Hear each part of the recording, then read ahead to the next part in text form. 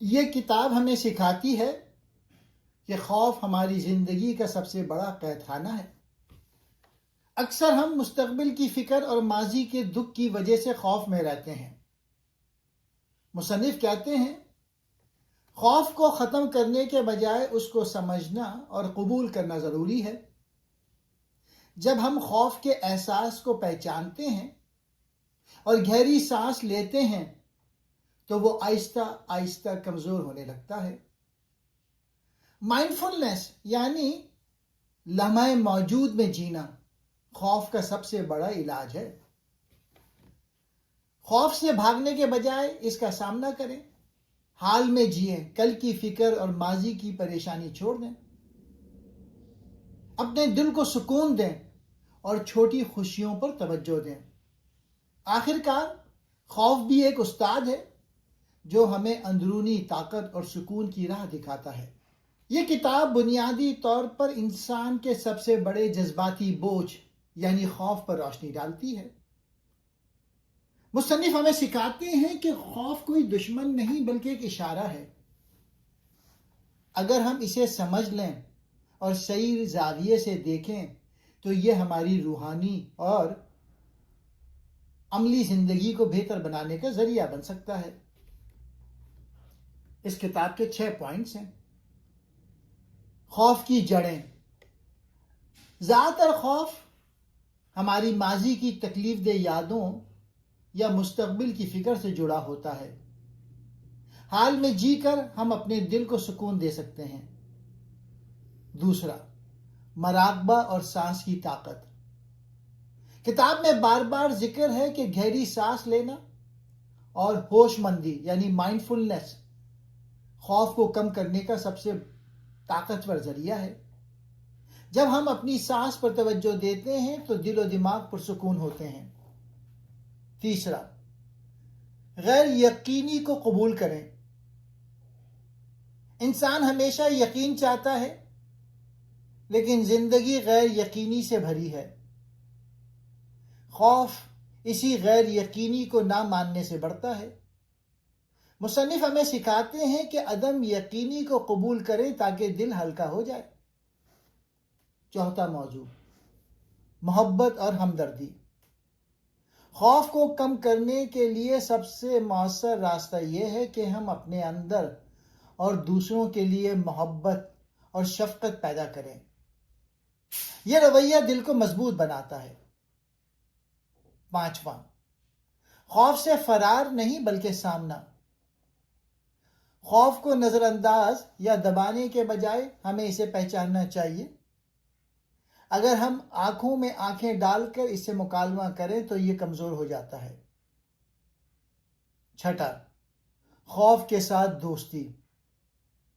مصنف مشورہ دیتے ہیں کہ خوف کو دشمن نہ سمجھیں بلکہ ایک بچے کی طرح گود میں لیں۔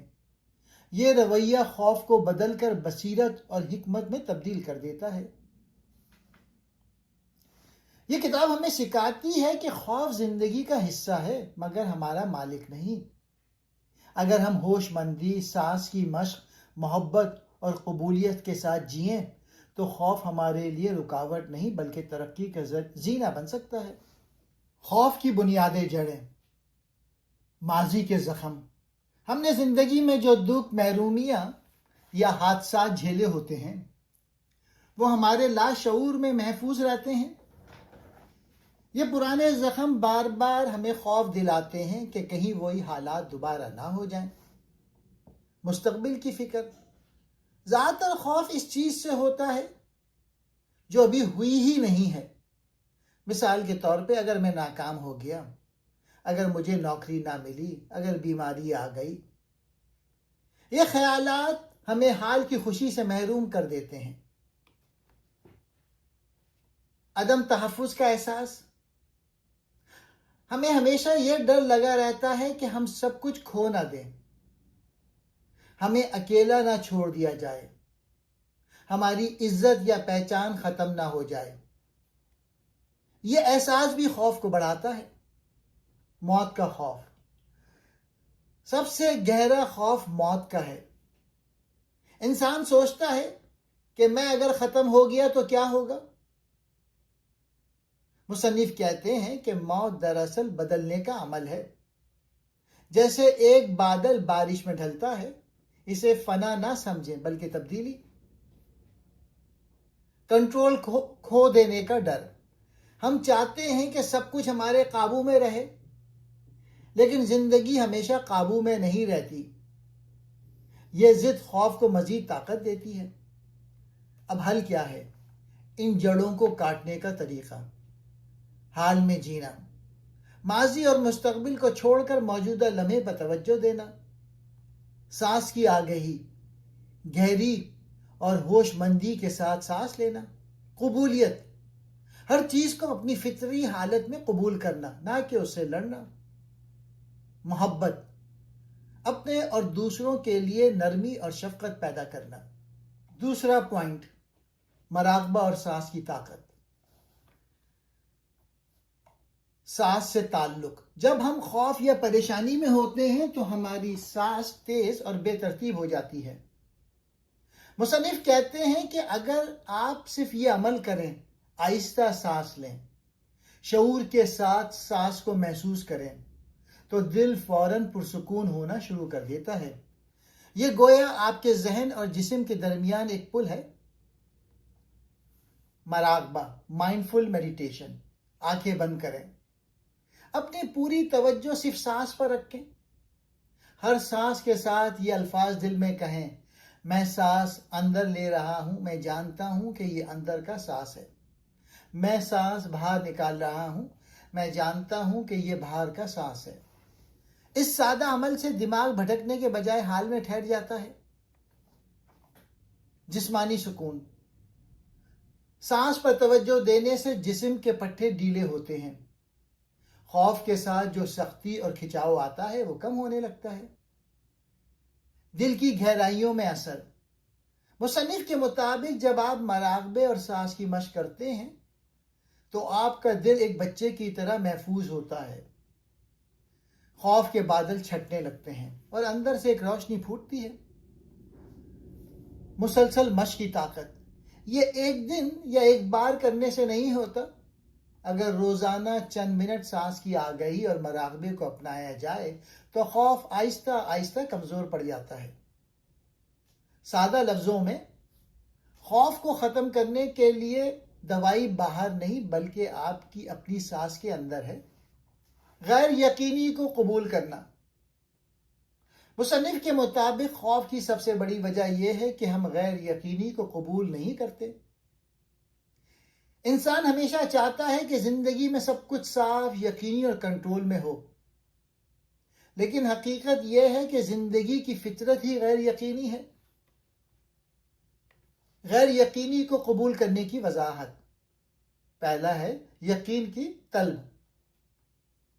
ہمیں یہ یقین چاہیے کہ نوکری ہمیشہ قائم رہے گی، صحت ہمیشہ اچھی رہے گی، ہمارے رشتے کبھی نہیں ٹوٹیں گے، مستقبل ہمارے منصوبے کے مطابق ہوگا.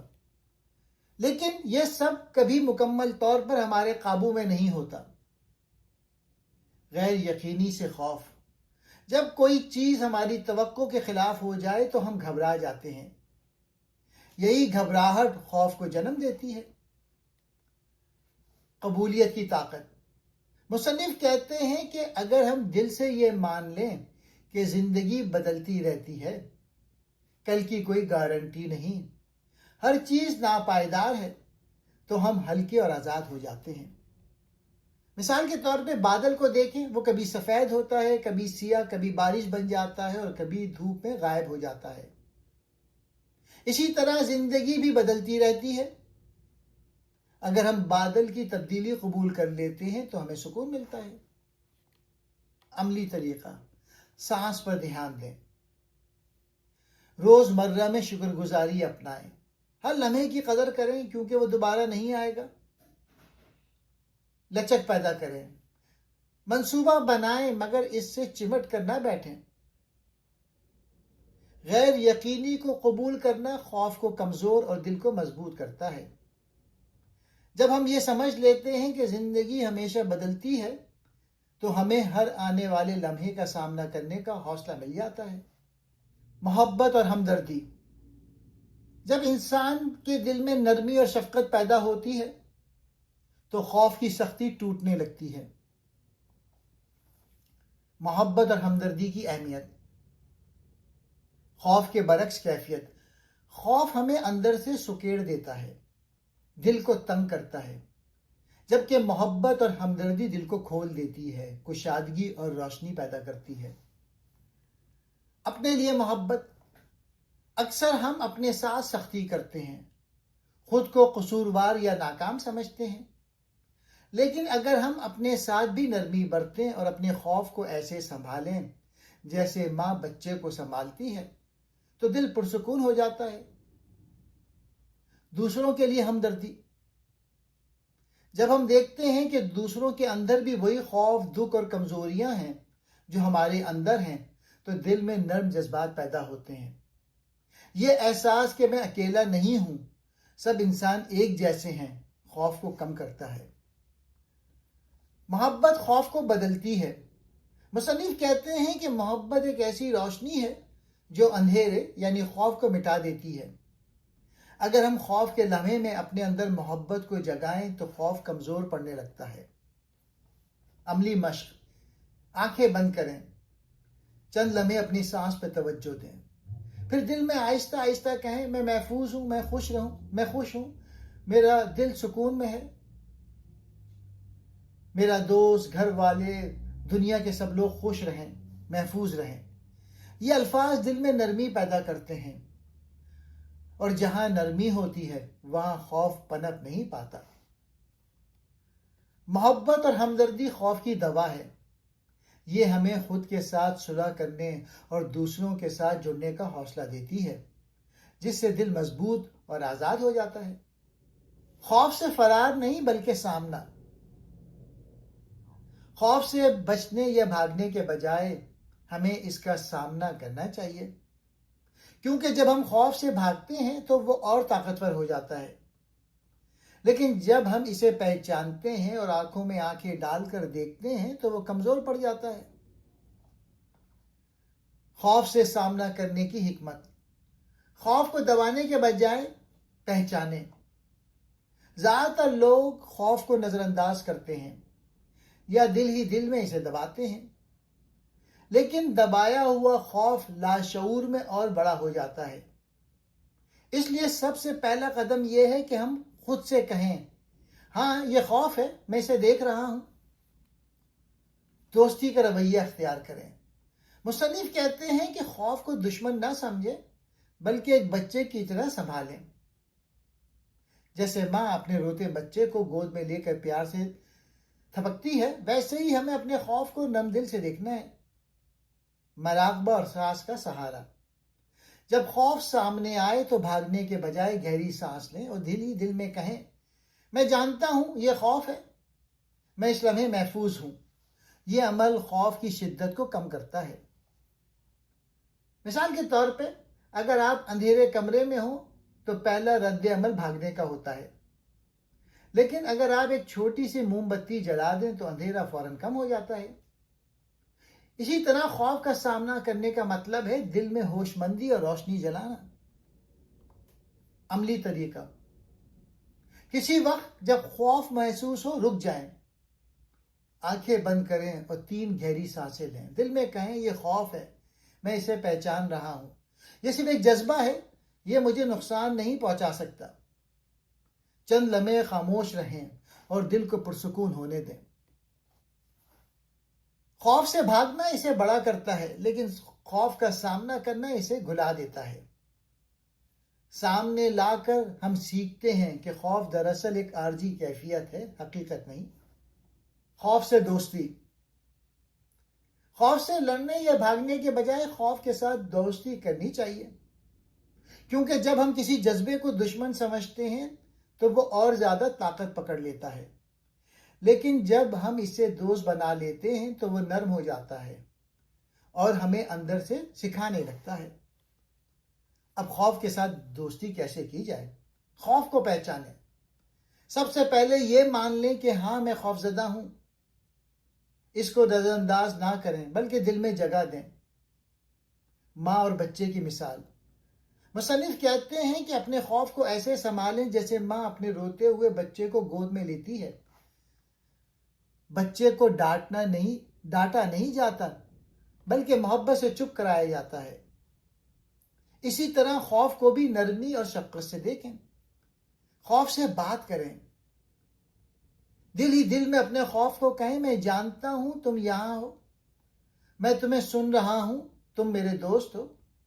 اس رویے سے خوف کمزور پڑنے لگتا ہے۔ سانس کا سہارا، گہری سانس کے ساتھ اپنے خوف کو گلے لگائیں۔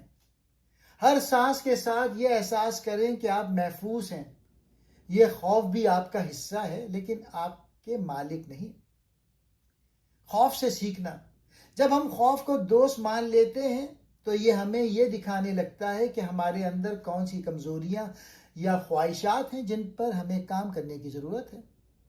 عملی مشق، آنکھیں بند کریں، گہری سانس لیں، دل ہی دل میں کہیں، پیارے خوف میں تمہیں پہچانتا ہوں، میں تمہیں قبول کرتا ہوں، تم اکیلے نہیں ہو۔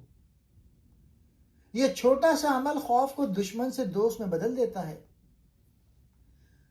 خوف کو دوست بنانے کا مطلب یہ ہے کہ ہم اس کے پیچھے چھپی ہوئی حکمت اور سیکھ کو تلاش کریں۔ جب ہم خوف کو گلے لگاتے ہیں تو وہ ہمیں مضبوط اور باشعور بنا دیتا ہے۔